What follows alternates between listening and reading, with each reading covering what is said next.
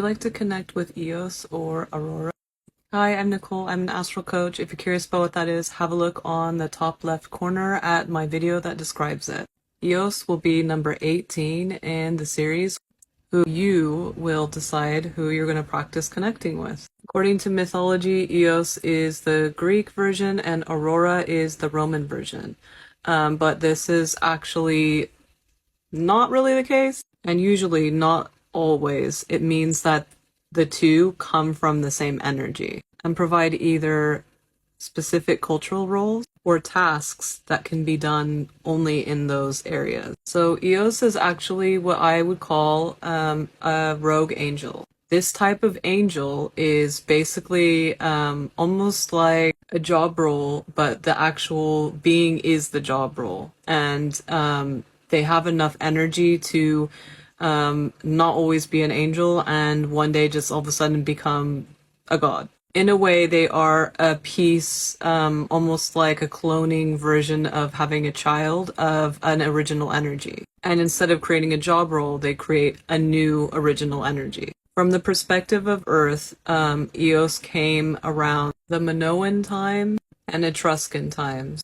And this was not because of humans. This was to balance out the original energy that was coming to Earth. I won't go into too much detail of who the original energy was, but the original energy was doing something that had to do with something called the Queen of the Night. Think underworld vibes, that kind of thing. And when an original energy comes into these kind of portal areas, I call them civilization portals, which I will talk about further in the future. I know it sounds wild, but it is what it is. So this original energy comes to this portal area, and because there's such a large energy, and they're doing a task that is one-sided, because it can be one-sided on Earth, they needed to create another being who could take care of the other job things going on the other side of that. Now, when I talked about the angels going rogue, it's the time when they realize that they have enough energy to do the same thing. They can do their own tasks. And this is what Eos did. It was much later from humans' perspective. It was during the Hellenic Greece time,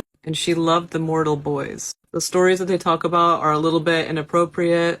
They weren't really that. It's more that she was constantly having relationships. That's why there's a story of Aphrodite getting mad at Eos for this. And since they come from a similar energy source, it's not actually what people think from mythology. It's basically her being upset with herself. And the story with Ares, also Ares got tricked because he thought it was someone else.